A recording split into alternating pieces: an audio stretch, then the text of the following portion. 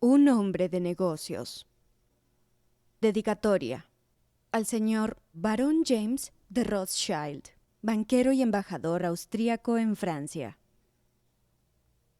La palabra Lorette o Loreto es un eufemismo que fue inventado para describir la situación de un personaje o una persona perteneciente a cierto estatus social de quien es incómodo hablar. La Academia Francesa, en su mayor honestidad, omitió proporcionar una definición considerando la edad de sus 40 miembros. Cada vez que aparece un nuevo término para suplantar un cúmulo de verborrea, su fortuna está asegurada. Loreto ya se ha trasladado al diccionario de casi todas las lenguas, aun si pareciera que el término en sí mismo jamás hubiese tenido la oportunidad de tal osadía. La palabra fue inventada en 1840 y, sin dudas, deriva de la conglomeración de nidos de golondrinas alrededor de la iglesia de Nuestra Señora de Loreto. Esta información es exclusiva de los etimólogos, aunque aquellos estimados lingüistas no estaban en apuros respecto de su uso. Los escritores medievales no tomaban en cuenta los detalles sobre las costumbres contemporáneas como lo hacemos nosotros hoy en día para mejorar el análisis y la descripción de las definiciones. La señorita Turquet, o mejor conocida por su seudónimo Málaga, fue una de las primeras feligreses de la encantadora iglesia. Desde la época en la que pertenece esta historia, aquella damisela risueña y vivaz alegraba la existencia de un notario, puesto que su esposa era algo más intolerante, demasiado rígida y frígida para la felicidad doméstica. Ahora bien, una noche de carnaval, sucedió que el maestro Cardot estaba entreteniendo a los invitados de la casa de Turquet, a Desroches el abogado, Bixiou el de las caricaturas, Lustau el periodista, Nathan y otros. Es completamente innecesario dar más detalles de estos personajes, todos portadores de nombres ilustres de la famosa comedia humana. El joven Lapalestín, a pesar de su título de conde y de su ascendencia, acompañada de una gran fortuna, había honrado con su presencia el pequeño establecimiento del notario.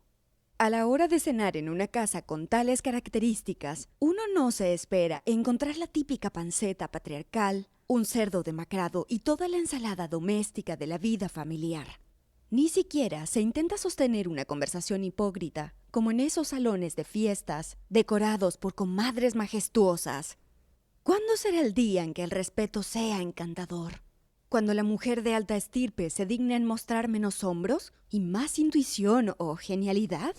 Margarita Turquet, la llamada Aspasia del Circo del Olimpo, es una de esas personalidades francesas sumamente vivaz a la que todo le está perdonado. Tan inconscientes son los pecadores y tan inteligentes los penitentes. Al igual que Cardot, un hombre bastante ingenioso aún siendo notario, uno se preguntaría cómo hizo Málaga para suscitar tal engaño. Sin embargo, no es como que se hayan cometido grandes atrocidades.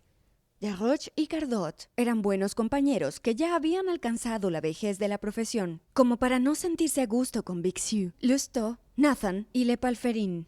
Por su parte, ellos habían recurrido con demasiada frecuencia a sus asesores jurídicos y los conocían demasiado bien como para intentar arrebatarles la información solo por utilizar una lengua loreta. Al principio, sus conversaciones perfumadas en cigarros fueron tan fantásticas como hacer perder a un niño. Pero al final de cuentas, todo aquello solo asentó las bases de una guerra estratégica que se dilata constantemente entre acreedores y deudores. Ahora bien, si recordamos la historia y los antecedentes de los invitados, sabrán que en todo París difícilmente puedes encontrar un grupo de hombres con mayor experiencia en dicha materia, profesionales y artistas, funcionarios y criminales que se codean entre ellos, y sobre la misma mesa una serie de dibujos de Vichy que ilustran la vida de los deudores cuando caen a prisión. llevando a la conversación a tomar este giro particular, y de las cárceles de deudores pasaron a hablar sobre las deudas. Era medianoche. Se habían agrupado en torno a la mesa, frente al fuego, y se entregaron a la burlesca diversión que solo es posible comprender en París y en esa región particular que está delimitada por el arrabal de Montmartre, la calle Chaussée d'Antin, hasta el extremo superior de la calle Navarin y la línea de los bulevares. En 10 minutos acabaron con todas las reflexiones profundas, con cada una de las moralidades pequeñas y grandes y los malos juegos de palabras hechos sobre un tema ya agotado por Rabelais 350 años atrás. Tal mérito y espectáculo pirotécnico se vio interrumpido por un último petardo que arrojó Málaga. «Todo va para los zapateros», dijo. «Abandoné una modista porque falló 2 veces con mi sombrero. La maldita había estado allí 27 veces para pedir francos. Aunque ella no sabía que nosotros nunca tuvimos 20 francos. Uno tiene 1000 francos, o el otro que le envió 5000 al notario. Pero en mi vida jamás he tenido 20 francos. Tal vez entre mi cocinera y la mucama habrían llegado a esa suma. Pero por mi parte, no tengo más que crédito. Y lo perdería si empezase a pedir prestado, aun si fuesen pequeñas sumas. Si tuviese que pedir 20 francos, no habría nada que me distinguiese de mis colegas que pasean por el boulevard». ¿La modista era paga? Por favor, ¿acaso estás loco o qué?, contestó ella, guiñándole un ojo. «Volvió esta misma mañana, por 27ª vez, y por eso es que lo menciono». ¿Y qué hiciste?, preguntó Desroches. Me dio lástima, y le encargué un pequeño sombrero que casualmente había diseñado, un modelo nuevo. Si la señorita Amanda lo consigue, no volverá a molestar sobre dinero. Su fortuna estará asegurada. En mi opinión, se entromete Desroches, lo mejor que he visto en un duelo de este tipo. Ofrecen a quienes vienen a París una imagen mucho más acertada de la ciudad, en comparación de todos esos retratos extravagantes que pintan. Y algunos creen saber algo siquiera. Continuó mirando de reojo a Nathan, Bichu, la Palferine y Lousteau. Pero el rey de estas tierras es un conde particular y ahora está bastante ocupado expandiéndose. En su época fue el más inteligente, hábil, pudiente, audaz, sutil y a la vez el más experimentado de todos los piratas, equipado con buenos modales, guantes amarillos de cabritilla y coches de alquiler. Ha navegado por los tempestuosos mares de París. No teme ni a Dios y menos a los hombres. En su vida privada, aplica los mismos principios que guían al gabinete inglés. Incluso hasta su matrimonio, su vida fue una guerra continua. Como Lousteau, por ejemplo. He sido y seguiré siendo su abogado. Y la primer letra de su nombre es Maxime de Trais, dijo la Palferine. De hecho, les ha pagado a todos y no ha dañado a nadie, continuó Desroches. Pero justo como dijo tu amigo Bixiou, es violación de la libertad del súbdito que se le obligue a pagar en marzo cuando no tiene intención de hacerlo hasta octubre. En virtud de este artículo sobre su código penal, Maxime lo consideraba como una artimaña, una estafa. El plan del acreedor es hacerle pagar de inmediato. Y pasó bastante tiempo hasta que comprendió el significado de la letra chica del intercambio. Ya saben, sus implicancias directas, indirectas. Una vez, un joven me dijo que la palabra factura le sonaba como puentes para burros en sus oídos. Me susurró, no, más bien es como un puente de suspiros, refiriéndose a lo que sentía como un atajo a la inmolación. De hecho, su conocimiento en leyes mercantiles era tan extenso que ni siquiera un profesional habría podido enseñarle más.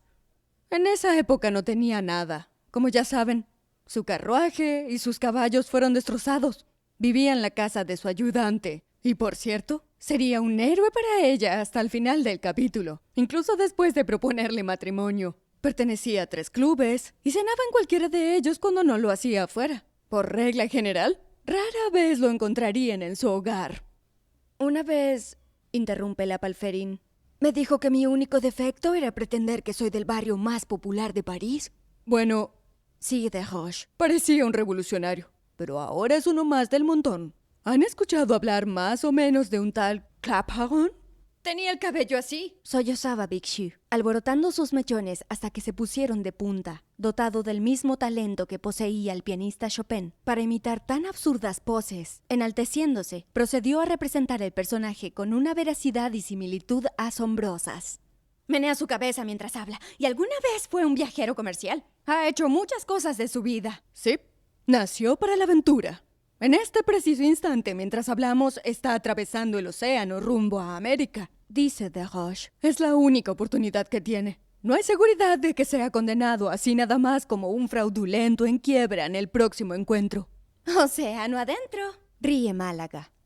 Durante 6 o 7 años, este tal Claparon actuó como espantapájaros, un mero títere y un chivo expiatorio para 2 de nuestros camaradas, Dutillé y Nucingen. Pero en 1829 su papel era tan conocido que... Nuestros amigos lo abandonaron, interrumpió Bixiou. Ajá. Al final lo dejaron a su suerte, y él solo se revolcó en el fango. Siguió Desroches. En 1833 se asoció con un tal Cerizet que... ¿Qué? El que promovió una sociedad anónima tan idónea que la Cámara de los 6 acotó su carrera con unos cuantos años bajo arresto, preguntó Loretta. Él mismo. Durante la Restauración, entre 1823 y 1827, el trabajo de Cerizet consistía en poner su intrépido nombre al principio de cada párrafo, a lo que el procurador público se aferró con avidez a sus consejos y, posteriormente, marchó a prisión. En su momento cualquiera podía hacerse de renombre con una mínima inversión.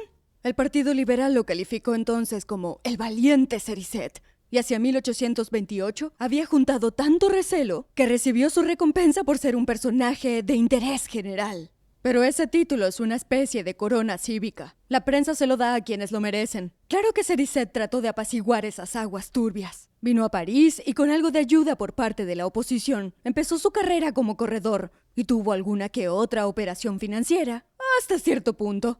Aunque cuando el capital proviene de un hombre cuestionable, pese a que era hábil, era un mero jugador sobreexcedido.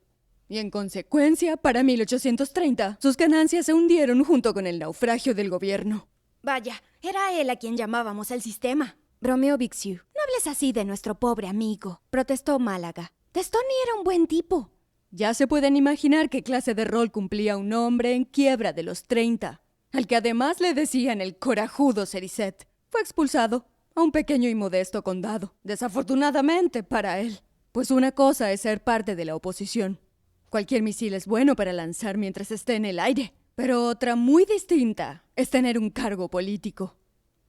3 meses después lo obligaron a presentar su renuncia. ¿No creen que se le subió el poder a la cabeza? Intentando ganar mayor popularidad y, aún así, no ha hecho más que seguir ensuciando su apodo de corajudo. Como compensatorio, el gobierno le propuso estar a cargo del periódico. Lo nominaron para el diario de la oposición, pero se lo tomó muy a pecho. Así que la caída de su noble causa se debió a su relación con el Estado. Para Cerizet, llegar a ser el encargado del periodismo fue la evidencia de que solo era un pájaro más apoyado en una asquerosa rama podrida. Luego, por promover su apreciada campaña para esa sociedad anónima, se aseguró un par de años tras las rejas. Así fue desenmascarado. Unos estafadores aún más ingeniosos que él lograron atraparlo en público. Estamos familiarizados con los más astutos, dijo Bixiou. Pero no hablemos mal del pobre muchacho.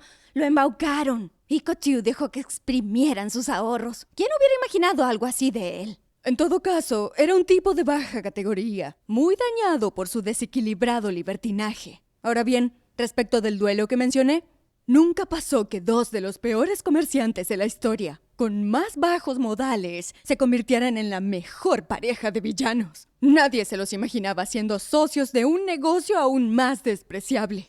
Su especialidad eran los discursos acerca del peculiar idioma del hombre citadino. Otra suerte de pauperismo social. Su astucia derivó de la experiencia y un detallado conocimiento sobre el capitalismo parisino, sus orígenes, sus conexiones y la familiaridad con los valores intrínsecos. Una asociación de 2 aficionados. Dejemos pasar el término bursátil, a pesar de ser el mejor que los describe, pues claramente su odisea no duraría demasiado. Peleaban como perros y gatos, hambrientos por carroñar cualquier pedacito de bolsa de basura.